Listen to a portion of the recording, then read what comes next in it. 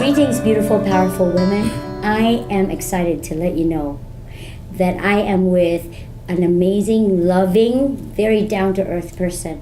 She's a sister of mine. Her name is Nancy Economou. Hey, Nancy, welcome. Hello, Ruth. Thank you. I'm very excited for you to be here because you really are a beautiful, powerful woman. You know that, right? Thank you. I want the people to know who you are, Nancy, because you are so rich in experiences. You're so rich in just so much love for the poor, especially. Please say just a little bit. You can go and tell our viewers who you are and your background. Sure. So my background is in high-end jewelry sales for Cartier. I was selling in Chicago. To Oprah was one of my customers. That's right. And, that's right. When I started having children, I have 5 sons. That's true. 5 boys, from 13 to 23. Mm-hmm. And so my background was really serving the top 1% of the world, very expensive jewelry. And in 2009, I came to the Philippines on a business trip with my husband. And when I was here, I really had a transformative heart. Mm-hmm. I was staying in Batangas, and a gentleman there who was working in the hotel invited me to his home. Mm-hmm. And he said to me, "Nancy, I want you to come to my home, but you cannot pity me." Mm-hmm. And he said, "I am a very proud man, and I'll show you my home, but I don't want you to feel sad for me." So I really didn't know what I was getting myself into, Mm-hmm. but because I'm a curious person, I agreed to go. And when I went to his home, it was so small. Just, this was his kitchen, just a little bit larger than this chair. Right. And then he had a bunk bed Right. where his family slept. And 3 of his children had to sleep in another home because Right. it was so small. Right. And I just saw his living conditions, and I knew that every day he came to work clean and happy, and I just had this transformation of my heart. I saw how he was during the day, and I thought, wow.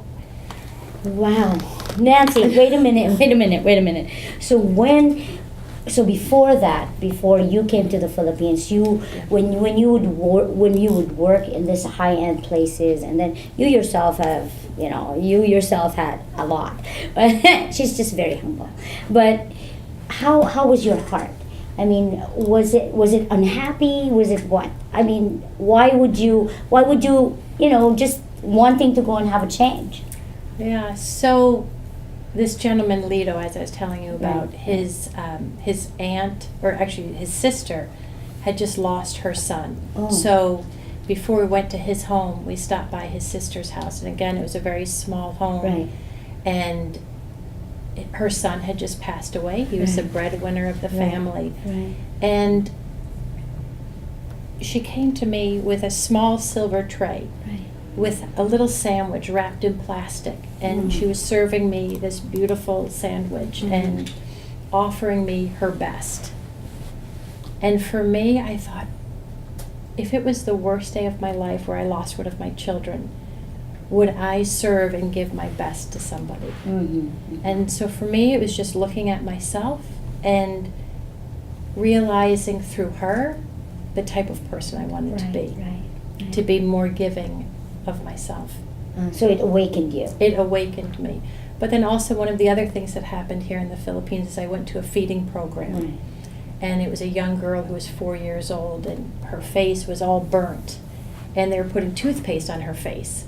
And so as a mother of 5 boys, I thought, oh my goodness, what happened to this poor girl? And they said, she was burnt by kerosene. Yeah. And I had never seen that in the United States. Right. So again, as a mother, I thought, how do you live in darkness? How do you change diapers? What is that like? And then I couldn't imagine putting my child in front of kerosene Right. after it had just burnt her. So when I went home, I felt like God said to me, I want you to bring solar lights to people. Wow. Was that a vision? Was Was that what? Was it just a feeling? Because a lot of people actually are questioning, how do you hear God? You know, and in your situation, how was that? Yeah, so it was more of just like an impression. And, Yeah. you know, I'd say that there was fear involved because, you know, I know nothing about solar lights. That's right. I really didn't know if people needed solar lights. Mm-hmm. But after a few years of just imagining and dreaming, I came up with the name Watts of Love. Oh. And I would speak this dream out Right. because I would just start to believe it. Right. And then after a few years, I knew that I would be held accountable for the desires of my heart. And I didn't want to disappoint. So basically, from a person who's working in business with top, I mean, come on, Oprah. Everybody knows Oprah, right? So you were dealing with all those people to all of a sudden going to I think God's calling me for an NGO charity work. Wow, that's really vast, and that's a 180 degrees, right? Is it? Yeah. Yeah. Right? Yeah. And so how did you actually need like reassurance somewhere? Who pushed you to say, go girl? How did that happen? So the thing that pushed me into action, Mm-hmm. because I was at home doing laundry, Yeah. taking care of 5 boys, I That's had right. every reason not to do it. Yes. In the natural, people would see, I'm busy with children, Right. Maybe Right. things aren't good at home, Right. financially, Right. and I didn't have any background. But again, I would pray, God, if this is really you need to create a way. And He always does. Yeah. And, we need to take that first step. Right.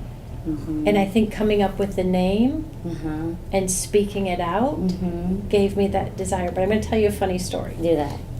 So I was still selling jewelry from my home because I Right. had all the children there. And a lady came by and she said to me, I sold her a diamond. And when she was leaving, she was a businesswoman. And I was kind of sharing with her. I said, oh, I have a dream too. And she said, really? What's your dream? I said, it's called Watts of Love. And I'm going to bring solar lights to people who are living in darkness. Mm-hmm. And she turned and she was walking out the door and she looked at me and she said, that dream was given to you for a reason. Do not forget about it. Mm-hmm. And when she left, I was like, wow, Right. I have to do something. Yeah. So it was those words really by a woman that I didn't know Right. that put me into high gear and that put me into action. Mm-hmm. So if I am a person who's confused somehow, Yeah. and there's a lot of us here Yeah. sometimes, you get really confused. Is this what I really need to do? Is this what I'm called for? I mean, just to distinguish that, sometimes you don't really know. What would you say to them, just to be able to really understand that it's okay? Yeah. It's okay to actually have a shift, right? Absolutely. And for me, I may go about it differently. Right. And I don't feel like I get a direct word always. Right. So Yeah. what I do is I open many doors. And I feel like you need to take the first step. And what's that first step? Right. It could be, you don't know what that first step is going to be, but it's the fact that you're willing. And if you open many doors, you're going to see what God is blessing. That's right. And it takes the questioning out of your decision making. That's right. Because you follow what God is blessing. Right. That's right. Absolutely. He's good. It's actually like, taking that first step is the hardest. But you have to. I mean, the dream cannot just stay here, right? Yeah. You have to somehow take action. So when is it a must to be able to get into where you are? Is it a must to actually have the same people that dreams with you? Did you have that? Because it's hard to find sometimes that people that would actually believe what you're believing, right? Yeah. Well, God brings in friends. Okay, that's good. So Yeah. when I started Watts of Love, it was challenging because my friends didn't understand what I was doing. That's right. And I think it made them uncomfortable. Right. But God is so good, and He gives us a new group of friends. And He'll expose us to different people. That's important. And that's how I met Ruth. Aha. Was in the garbage dumps That's here true, in that's Manila. true, that's true. And God will just bring in people to cheer you on That's right. and to encourage you, Mhm. even though you may lose or your friends Mhm. are shifting. Mhm. That's okay.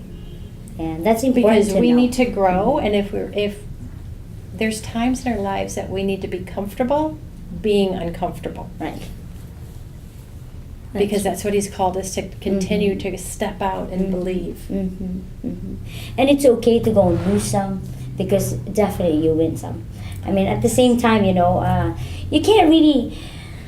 They always say, "Oh, you must have these type of friends." But, if they're not there, they're not there, right? So God, that's important to know that God will bring you the right people in your life if you're Absolutely. willing. If you're Yes. willing.